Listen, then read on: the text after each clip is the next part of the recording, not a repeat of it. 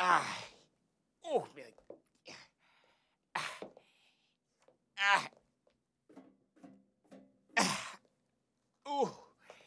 Essa coluna tá me matando.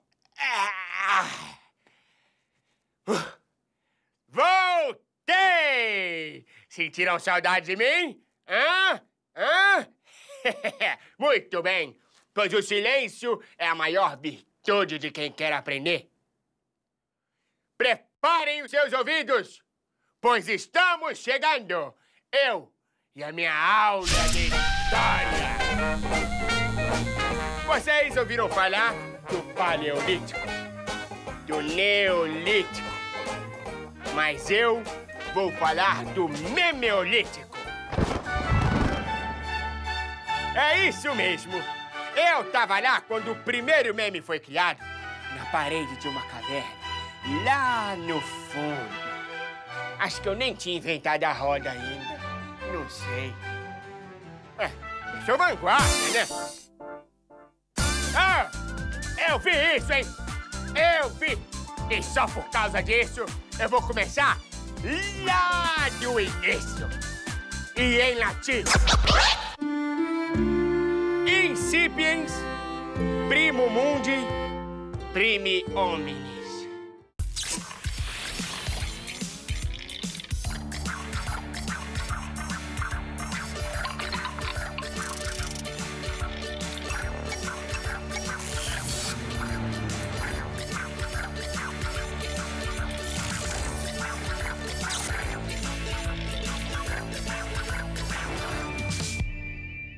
Hora do Enem no ar e olha ela, hein? Hoje é dia de história, bebê. E nesse programa, a gente decidiu fazer algo diferente. Já pensou em analisar os acontecimentos históricos através de memes? Esses mesmos que você compartilha aí nas suas redes sociais. Tá pensando que meme é bagunça? O nosso convidado de hoje vai provar que não.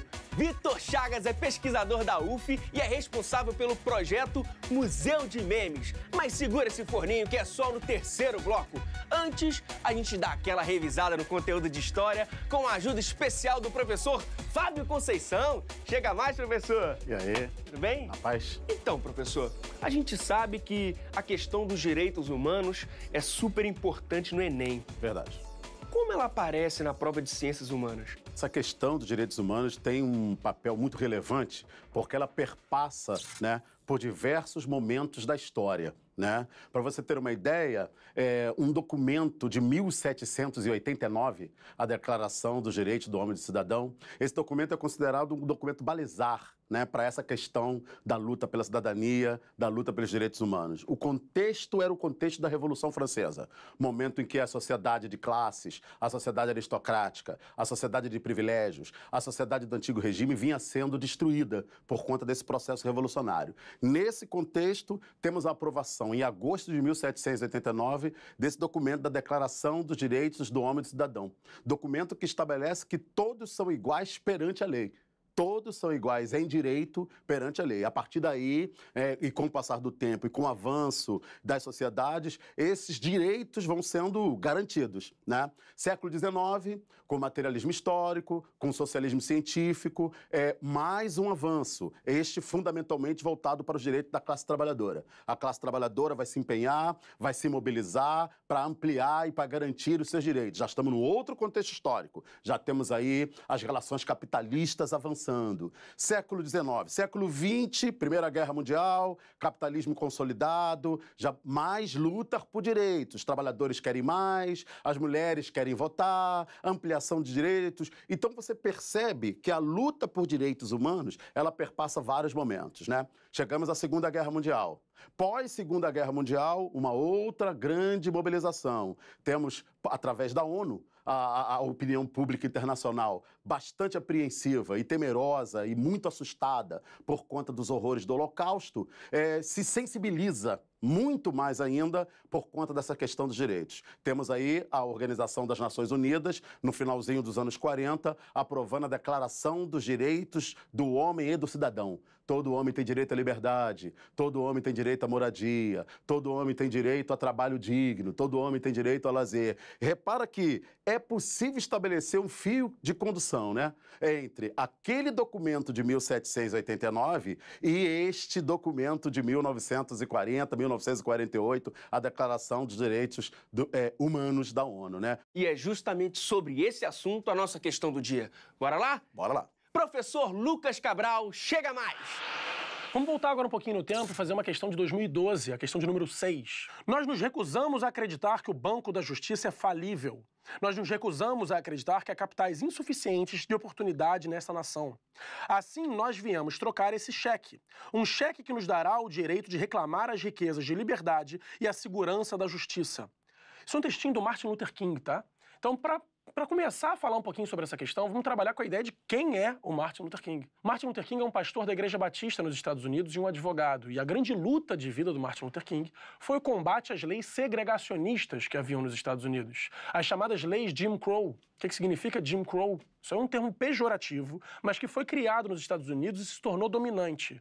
Jim é James, né? No caso, uma diminuição para James, ou João, né? A ideia, no final das contas, de Crow é o corvo. Corvo é uma ave preta. A ideia é que seriam as leis do João, o corvo, ou João, o preto. No final das contas, um termo bastante negativo, como foi cunhado lá nos Estados Unidos, mas que a ideia, exatamente, era essa separação entre brancos e negros. Repara num detalhe, essas leis são leis estaduais, não são leis federais. Isso não valia nos Estados Unidos inteiro. Isso valia, na verdade, apenas em alguns estados sulistas. Na verdade, no velho sul americano, a parte ali, né, no caso do sudeste dos Estados Unidos. Essas leis acabavam determinando uma separação entre brancos e negros, pelas quais os brancos tinham certos direitos que os negros não tinham. Coisas do tipo, o bebedouro entre brancos e negros tem que ser separado. Por quê? Na mentalidade discriminatória, né, racista e canalha do século XIX, uma ideia exatamente de que raças diferentes não deveriam misturar sua saliva. Esse era o pensamento que imperava, infelizmente, naquela época. Outras leis na mesma linha trabalhavam com a lógica de que os banheiros entre brancos e negros deveriam ser diferentes. E também, né, no caso, a ideia, por exemplo, de que os negros não podiam acessar as universidades, não tinham direito a ensino privado, no caso, ensino superior. No final das contas, você acaba tendo essa separação nos Estados Unidos e o Martin Luther King entra exatamente para combater esse tipo de coisa. Como? Em que sentido isso aparecia? Essas leis entraram em vigor nos Estados Unidos a partir de 1877 e vigoraram até a década de 1960. Você percebe que por quase 100 anos isso foi uma regra nos Estados Unidos. Até que o trabalho de homens como o Martin Luther King, por exemplo, começou, né, no caso, a conscientizar o mundo, não só os Estados Unidos, mas o mundo com relação a isso, e a pressionar pela abolição dessas leis, pelo fim dessas leis, que, como eu disse, finalmente terminaram na década de 60. O cenário vivenciado pela população negra no sul dos Estados Unidos nos anos 50 conduziu à mobilização social. Nessa época, surgiram reivindicações que tinham como expoente Martin Luther King e objetivavam. Então, qual era o objetivo dessas manifestações? Letra A. A conquista de direitos civis para a população negra. Aqui eu tenho que fazer uma breve, no caso, explicação sobre o que são direitos civis. Direitos civis são os direitos básicos, elementares, que a gente considera naturais das pessoas hoje em dia, mas que nem sempre foram tão naturais assim. Direitos, por exemplo, no caso, como direito, né, no caso de ir e vir. Como direito, por exemplo, de livre associação. Como direito, por exemplo, no caso, a confidência, né, da sua correspondência. Então, alguns direitos considerados essenciais pelas pessoas. Esses são direitos civis. Direito a uma legislação igualitária. Leis que não façam discriminação. É exatamente essa a luta do Martin Luther King, por leis igualitárias entre brancos e negros. Essa é a luta, né, fundamental do pastor Martin Luther King. Nosso gabarito é exatamente a letra A. Vamos ler as outras alternativas para a gente acabar vendo aí, no final das contas, qual é o erro delas e por que cada uma delas não poderia ser o gabarito. Letra B. O apoio aos atos violentos patrocinados pelos negros em espaço urbano. Isso aí está completamente desvinculado da visão do Martin Luther King. Martin Luther King é, antes de mais nada, um pacifista. Ele acredita, no caso, na não violência, a resistência pacífica, pela linha da desobediência civil. Só para dar uma breve explicação disso. Martin Luther King ele acaba sendo, né, no caso, um imitador, não um imitador, mas um fã de Gandhi. Tá? Imitando, né, seguindo a linha do Gandhi, obviamente ele não vai ser um cara violento. Seguimos a letra C. A supremacia das instituições religiosas em meio à comunidade negra sulista. Então não era, no caso, uma questão religiosa, fundamentalmente, apesar dele ser um pastor. A questão era uma questão por direitos civis. Então não estou buscando direitos para a minha comunidade batista, eu não aceito esses direitos para a comunidade católica ou judaica. Não, no caso, é uma conquista de direitos pelos negros como um todo. Tá? Vamos para a letra D. a incorporação dos negros no mercado de trabalho. A questão aqui nunca foi com relação a trabalho. Trabalho os negros tinham. Você pode argumentar que era um trabalho inferior à maioria dos brancos, perfeitamente. Mas essa não é a luta dele. Não é por uma inserção no mercado de trabalho. E a letra E, a aceitação da cultura negra como representante do modo de vida americano. A ideia não é querer retratar que o negro está certo e esse é o modelo certo, no caso, e o modelo branco é o modelo errado. A ideia é uma lógica de igualdade. É uma luta por igualdade de direitos, de oportunidades entre brancos e negros. Ficamos aí, então, com o nosso gabarito letra A, e é assim que a gente finaliza essa questão. Muito obrigado, professor. Professor, essa questão merece um papo um pouco mais aprofundado, não merece? Com certeza. Vale muito a pena. Professor, ela falava sobre a luta dos negros por direitos civis nos Estados Unidos na década de 50. Foi uma época de muitas manifestações? Muitas, muitas. Não só nos Estados Unidos, mas em todo o mundo. Esse período foi um período marcado por intensa agitação política, intensa agitação social e intensa agitação cultural. O pano de fundo é pós-Segunda Guerra Mundial, nova ordem mundial estabelecida, a ordem bipolar, a ordem da Guerra Fria. E por conta disso, muitas manifestações, né, muitas questões vieram à tona, né? E vamos ter as lutas de descolonização no mundo afroasiático, vamos ter na América lutas por ampliação de direitos, movimentos democráticos contra a implantação de ditaduras, vamos ter na Europa também luta por direitos muito ampliadas. No leste europeu, por exemplo, nós tivemos um movimento emblemático que foi a chamada Primavera de Praga, na Tchecoslováquia, primeira manifestação significativa no leste europeu contra o domínio soviético. Tivemos em Paris, em 68, a Marcha dos Estudantes, né, contra o governo conservador de Charles de Gaulle, né? E tivemos nos Estados Unidos, né, a grande mobilização da população negra em nome da ampliação da garantia dos seus direitos civis. Portanto, é um momento, sim, anos 50, anos 60, de intensa agitação, de intensa mobilização política, social e cultural. A gente viu no bloco anterior que as leis segregacionistas só valiam no sul dos Estados Unidos. Você pode explicar para a gente um pouco mais? Sim, vale a pena contextualizar, Landi. Após a abolição da escravatura, né, a abolição da escravatura nos Estados Unidos não possibilitou a ampliação de direitos dos ex-escravos, né? Principalmente no sul do país.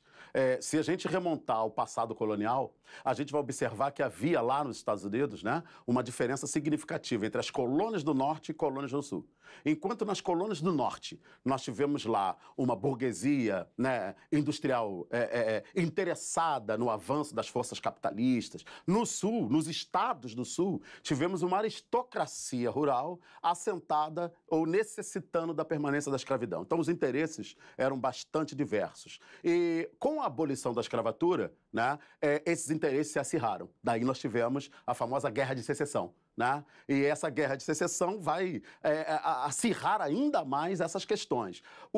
A elite sulista não aceitava, de hipótese nenhuma, o fim da abolição, o fim da escravidão, perdão. Até porque essa elite sulista dependia, né, do escravo para atender às suas necessidades econômicas, para atender às suas necessidades sociais. E aí a gente observa o seguinte: após a abolição da escravatura nos Estados Unidos, vão ser aprovadas as chamadas leis Jim Crow. Essas leis Jim Crow, elas foram muito mais efetivas nos estados do Sul. E essas leis institucionalizaram a segregação racial nos estados do Sul. A questão no Sul é histórica, né? Ela remonta ao passado colonial. Portanto, a não aceitação da abolição e a segregação diante dos negros no Sul dos Estados Unidos era muito mais acirrada, né? Sem dúvida nenhuma. E dá para fazer um paralelo com a questão da escravidão no Brasil? Eu acho que é necessário estabelecer esse paralelo, mas é importante perceber que temos algumas diferenças, né? A abolição da escravidão aqui no Brasil, ela foi resultado, entre outras coisas, né, de um processo gradativo. Tanto é que nós tivemos aqui, antes do 13 de maio, algumas leis que nós chamamos de leis abolicionistas. Tivemos a chamada Lei do Ventre Livre, né? Tivemos a chamada Lei do Sexagenário, até culminar no 13 de maio de 1888. Percebemos, então, que aqui a abolição da escravatura obedeceu a um processo gradativo. Além disso, no caso brasileiro, a abolição da escravatura tinha o apoio da elite mais poderosa. A elite aqui no Brasil não rachou. A elite não se dividiu em torno dessa questão. Nos Estados Unidos, ao contrário. A elite se dividiu em torno dessa questão. Por isso que a questão lá me parece um pouco mais sensível. E esse é outro tema que cai muito no Enem, certo? Bastante. Acho que é preciso ficar atento. Escravidão, né, no período colonial, tanto no Brasil quanto nos Estados Unidos, abolição da escravatura no Brasil, abolição da escravatura nos Estados Unidos, é preciso ficar atento. E em que ano que a gente aprende esse conteúdo? Depende também da estrutura curricular das escolas, né? Mas colonização é primeira série. Abolição é na segunda série. Normalmente a gente tem esse perfil. E tem alguma dica de filme ou livro? Para a gente entender, né, a questão da segregação nos Estados Unidos, né, os efeitos da abolição, a violência racial nos Estados Unidos, eu acho que vale a pena a indicação e a luta, né, dos direitos, a luta dos negros por esse direito, acho que vale a pena a indicação de 2 filmes da mesma diretora, né, Ava DuVernay. Selma, é um filme de 2015, muito importante, vale muito a pena a gente assistir, e um documentário lançado no ano passado chamado 13ª Emenda. Essa 13ª Emenda, inclusive, é que colocou um ponto final na escravidão lá nos Estados Unidos. Esses 2 filmes, nossa, vale muito a pena para ampliar os nossos conhecimentos sobre a questão. Professor, muito obrigado mesmo pelo bate-papo, pela aula, viu? Valeu mesmo. Então é comigo mesmo? Afinal, eu sou a história. Tá achando que sabe tudo? Que história só fala do passado? Então se liga nesse papo com o responsável pelo Museu de Memes. Isso mesmo, Museu de Memes, Vitor Chagas. Chega mais. E aí, professor, tudo bem? Tudo bom? Seja bem-vindo. De onde surgiu essa história de memes? O conceito de meme ele é muito antigo, na verdade é muito mais antigo do que a gente consegue imaginar. Assim. Ele surge na década de 70 com um biólogo chamado Richard Dawkins. Né? Ele que cria essa história, na verdade, fazendo um paralelo com o conceito de gene. Né? Ele diz, assim como a gente tem os genes para determinar a nossa história biológica, né? Como a gente passa informação genética através das gerações, a gente tem o conceito de meme também para passar informação cultural através das gerações. Né? Então, a ideia de meme surge de uma forma um pouco controversa para definir isso que mais adiante a gente começa a identificar como um evolucionismo cultural. Né? Hoje em dia a gente usa meme de uma forma completamente diferente. Né? A ideia de meme de internet ela surge, na verdade, na década de 90, quando alguns usuários começam, né, a trabalhar com esse mesmo conceito, mas adaptando para aquilo que eles faziam no cotidiano. Né? Imagens, vídeos, etc., que circulavam em comunidades virtuais. E dá para aprender história com memes? Acho que é fundamental a gente pensar os memes, né, com esse olhar da história. Né? A gente, quando pensa, né, quando pesquisa história e tudo mais, a gente está sempre atrelado àquela lógica das grandes datas cívicas, dos grandes personagens, os reis, os presidentes, os líderes. Né? Mas a gente presta pouca atenção sobre como é que as classes populares também trocam, né, informação, como é que elas produzem simbolicamente sobre o seu cotidiano. Né? E a produção na internet ela é mais uma dessas expressões. Né? Os memes, na verdade, eles contribuem nesse sentido para que a gente consiga perceber uma história construída a partir das pessoas. Né? Então, as piadas que a gente troca, os significados, né? algumas piadas internas mesmo, que são, né, no fundo, expressões culturais. Né? A gente olhando para os memes, a gente já está olhando para a cultura popular como ela é construída na internet. Como surgiu a história do museu? Então, o Museu de Memes ele surgiu com a sua expressão virtual, digamos assim, né, na internet em 2015, né, quando a gente lançou finalmente o site. Ele, no entanto, ele é de um projeto anterior na universidade que surge em 2011, né, quando a gente começou a pesquisar, a recolher literatura sobre isso para trabalhar um pouco com o conceito de meme e com as dinâmicas de interação em comunidades virtuais. Né. A partir de alguns alunos que pediram para que, né, a gente começasse a trabalhar com essa ideia de meme, especialmente em trabalhos de conclusão de curso, no curso de estudos de mídia, na Universidade Federal Fluminense, a gente começou, então, a trabalhar um pouquinho mais com esse universo de pesquisa. né?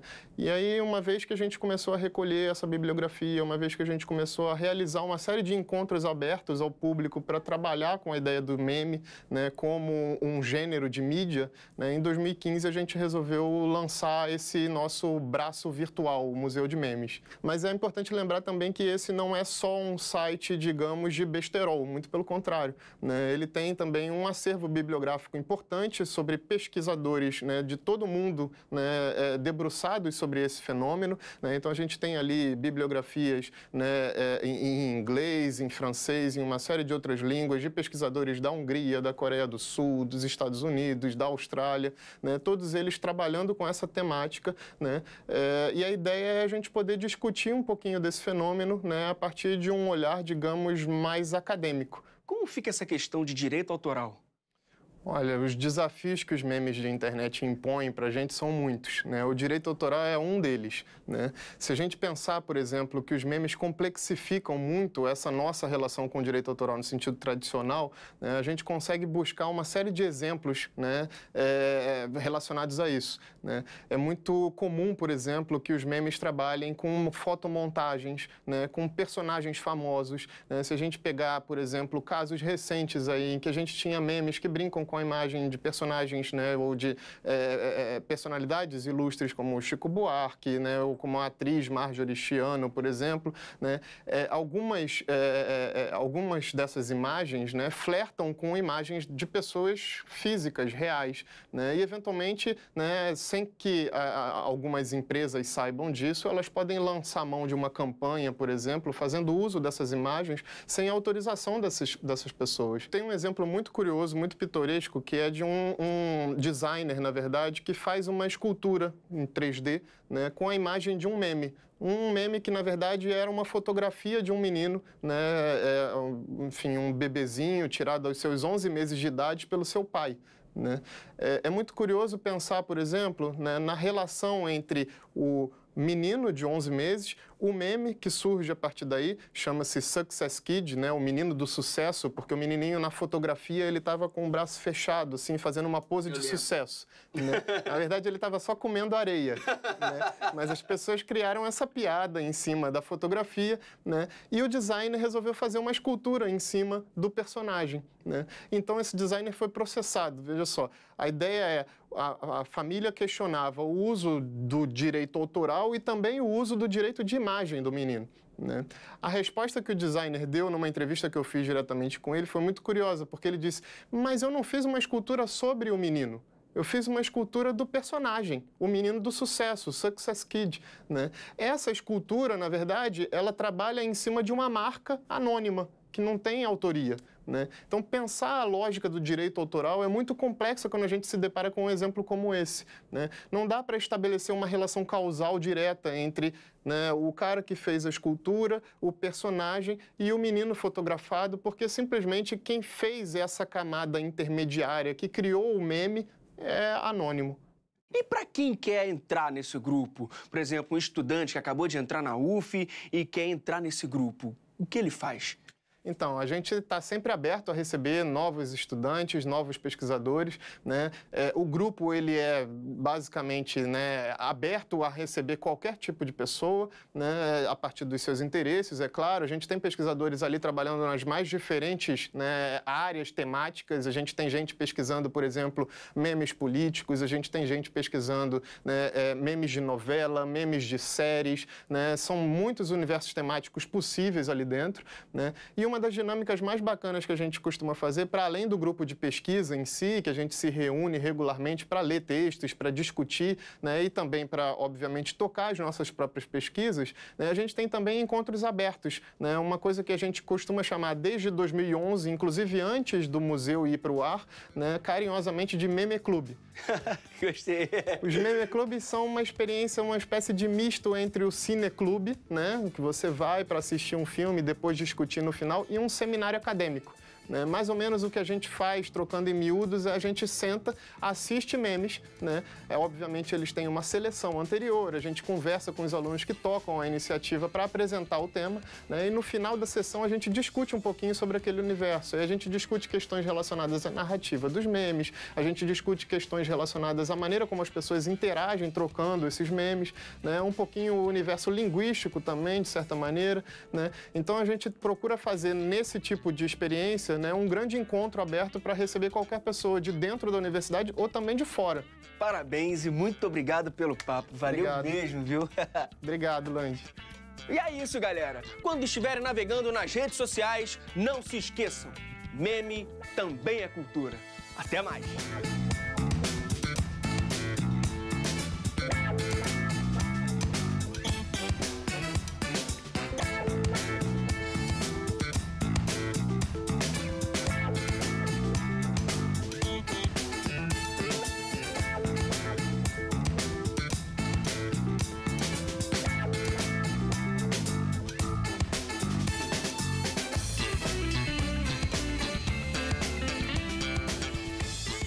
Já acabou, Jéssica?